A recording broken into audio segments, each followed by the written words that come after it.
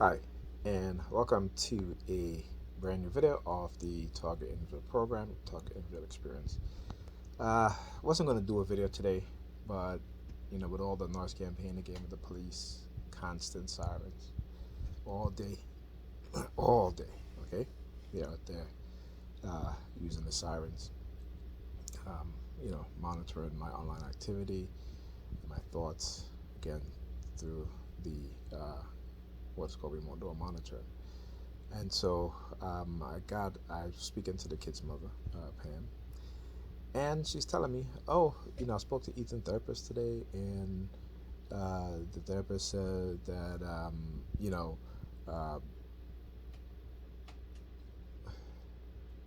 no, I said to her, I was talking to her, I said to her, she was like, Ethan, uh, the kids were sleeping all day, basically.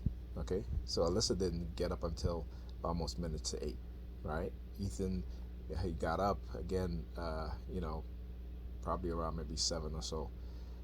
He was doing his school projects, and because I had spoke to him already about it what was it Monday, right?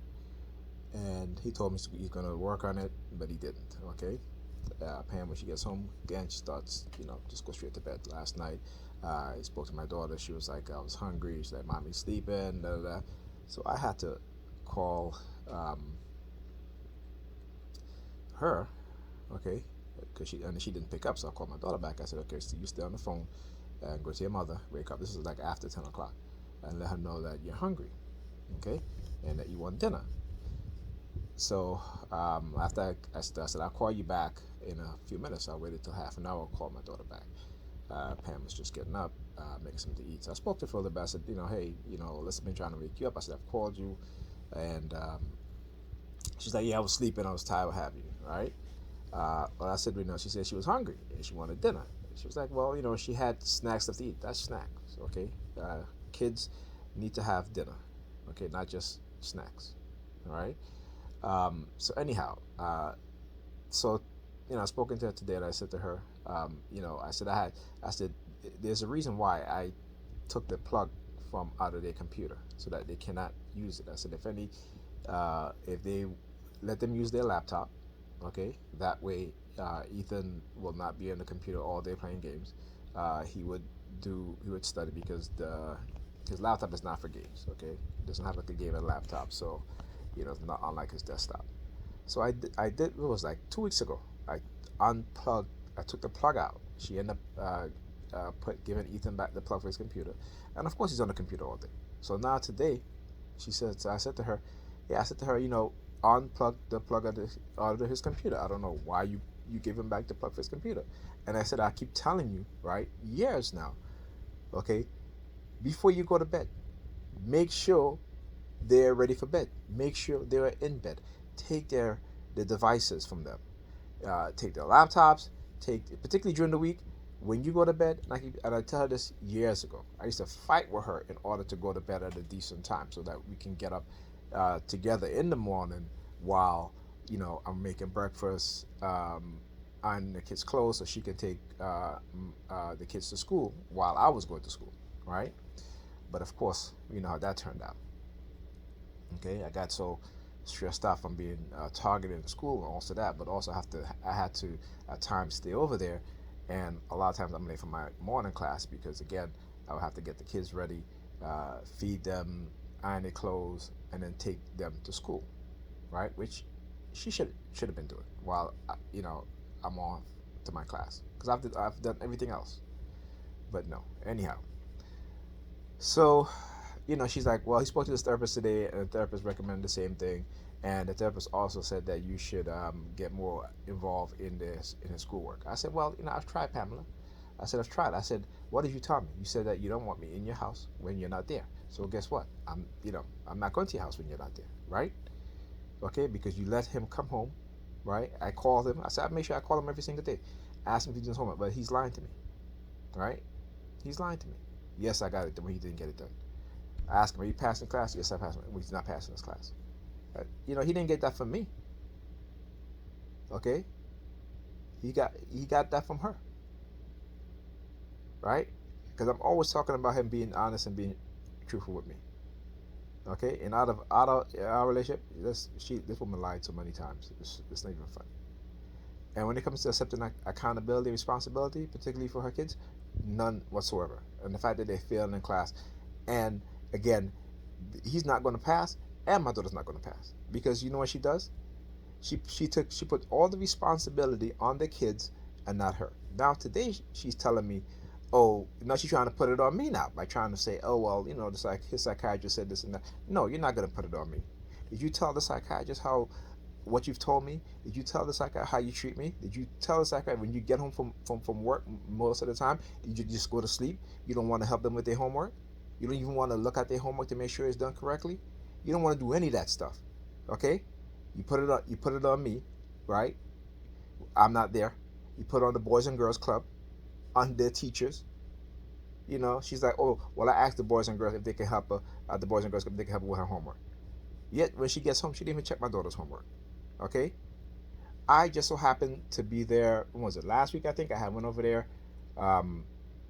It was oh yeah, last Thursday, because my son, my daughter was sick at the time, right? She had went to school, but I went back over there because I had to. I forgot what I had to do, but I had to go back over there anyway. So I had to keep keeping the keys. So when my daughter came home, I said to her, "Let me check your homework." She's like, I said, "You did your homework?" She's like, "Yeah, the Boys and Girls Club." I said, "Who checked it?" She's like, "They did." They told me everything was right. When I checked her homework, okay, it was wrong. It was wrong. So this is what they've been doing in the Boys and Girls Club. She's been giving it to them to check it, and they've been telling her it's correct when it's not. This is the Boys and Girls Club. This is your own people. For me as a black person, our very own people doing this to our kids, regardless because they're my kids or what have you. You may be biased or what have you against me because of whatever rumors you heard, right? But this is their mentality. This is what happens within the black community. This is why we have a crab in the barrel mentality. There are a lot of us who think that we are better than each other. We're better than the other person. We either feel that we're superior in terms of morality, or because we may have a good job, a better paying job than the rest, then we're better. We may have a nicer car, then we're better. I never thought like that. I have never had that sort of thinking. Okay, and most of my life I grew up in this country. Okay, almost all except for 10 years, right? From when I was born to when I was 10 years old. Okay, I'm 52 now. The vast majority of my life is here, and I've never had that mentality. You don't hear me using the N word, even when I was younger, in high school, in college. Okay, it was a word that just didn't never sit well with me.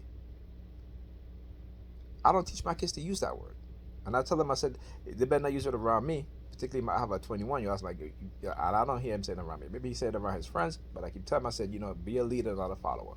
Do not use that word unless you are referencing something and you put it in some sort of context.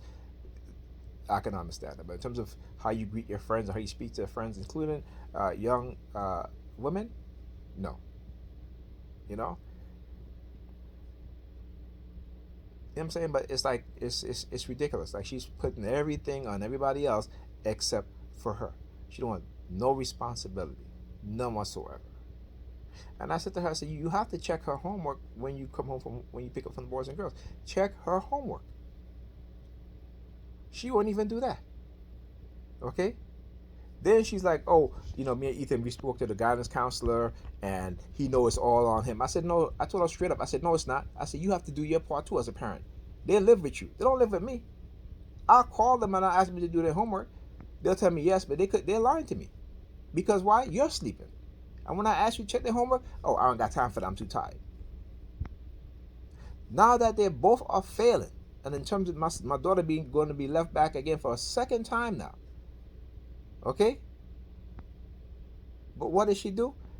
She'd rather go out having fun. That's where her interest is. Not in her kids, not in her kids' education, not in her kids' proper behavior. No, it's all on what she wants to do, and that's it. That's it. Okay? And then trying to manipulate me by trying to, saying to his therapist, well, I mean, saying to me that his therapist said that I should be more involved in his homework. I'm involved in his homework as much as I can be. Okay? But if I'm not there and I'm asking him and he's telling me, he's lying to me. Okay? And when I ask her to check his homework, when I ask her, hey, over the weekend when I'm not there, uh, can you make sure the kids read? No, she don't do it. She said, kids read, and I said, me, when I'm there, I make sure they read. I'm there with them. I'm reading with my daughter while my son has a book and he's reading. Okay? That's what I do. If they have homework, make sure that they do the homework. But we see this, how these black women, whether they're, I should say black women, these Negropean women, whether they're younger or older, that have kids, it's all about them. They don't give a damn about their kids. They don't. They have that same mindset that their mothers have, their aunts have, their the older female cousins have. It's a mindset that have been conditioned into their psyche, and us men, we play a part of that too, because of our psychological conditioning that we don't understand until we get much older. Then but the difference is, right? I'm not turning my back on my kids. I'm not turning my back on any younger person, any young black person, whether they're a black young man or a Negropean young man. I'll tell them the truth. Let them know, hey, this is what's happening. Because see, this is what happened to our generation, okay, and the generation before us, is that the older folks turn their back on us, whether it be our parents, whether it be the older men in our neighborhoods. They turn their back, and again, it is not their fault. Also, we have to understand the legacy of white racism, and what it has done to our minds, to our having us in this fear-based psychological program in our lives. This is what it is. On top of that, environmental poisoning. How many people who truly understand the devastating impact that racism have when it comes to environmental poisoning of in communities where black people live, right? But yet we walk around here like if there's nothing wrong with us. Yet we don't even say, um, can you imagine if a person has a learning disability or may have a mental issue, we turn our back on them. Where every other community don't do that. They understand. Why do you see in the criminal justice system when you see white males who have mental issue are caught up in the criminal justice system? What happened? What do they do? For the most part, the vast majority, they don't get sent to prison. They get sent to mental hospital institutions, right? To help them heal or to get them the help that they need. But when it comes to black men, they get sent to prison. In our community, we turn our back on them. Okay? We don't tell them the truth. We tell them what we think they want to hear, or we tell them shit because we're ignorant and we don't know better, so we tell them the wrong things. Right? So they don't want me to talk about this stuff, and I'm going to continue to talk about it. Okay? And what they're doing is playing a game of divide and conquer. And these Negropean women, they better listen. Okay? Because what's going to happen when there's no men in your community who is willing to protect you, because you've chosen to, uh, uh, you've chosen to divest yourself from not just your men, but from your children also. This is what's a lot of this stuff is what's fundamentally wrong within our community. But again, we must understand that it is not through our own fault. Yes, we may have we do our actions and our way of thinking, but we have been programmed and conditioned as such. We've been poisoned as such that affect our health, our mental health, psychological health, neurological, cognitive abilities. Okay, we must understand these things. But we choose, essentially, we've been conditioned not to focus on these things. We've been conditioned with short-term memory and the ability to not think. Whenever they see a thinking black man or black woman, a thinking Negropean man and Negropean woman, who they know is going to become a black man and a black woman, because it's all about the mindset, right? You either have a Europeanized way of thinking, which is detrimental to your own self and your group of people, or you're going to have an African mindset, but then you have to know what the African mindset is. And to do that, you need to understand your true history as a black person, as a black African.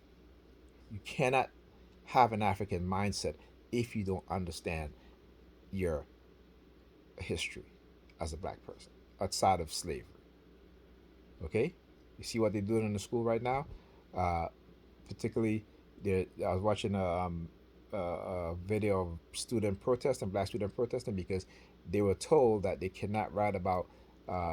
They were given a history, not history, but they're given an assignment, and they were told that they could not talk about black history beyond before 1970. Right? This is what they've been told.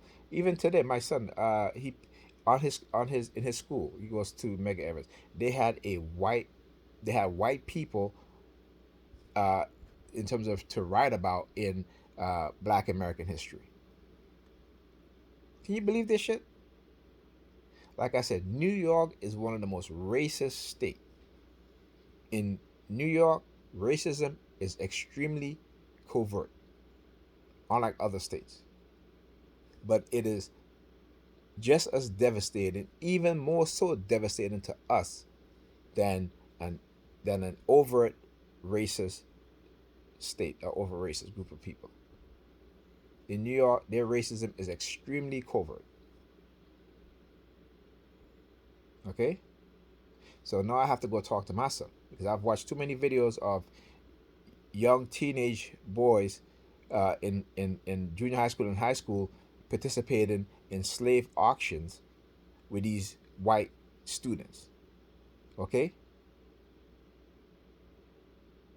So parents, if you're black parents, if you're a Negropean parent, talk to your children and let them know that do not participate in anything like that. Okay? They need to think and use common sense and distance themselves from any white teenager, who will even come up with it even as a joke or a prank. That is not funny. And the fact that if they would think about that, these are people that they don't. These are young white people, young white boys and girls that they don't need to be around. Okay. All right. So, with that being said, I'll talk to you guys in the next video.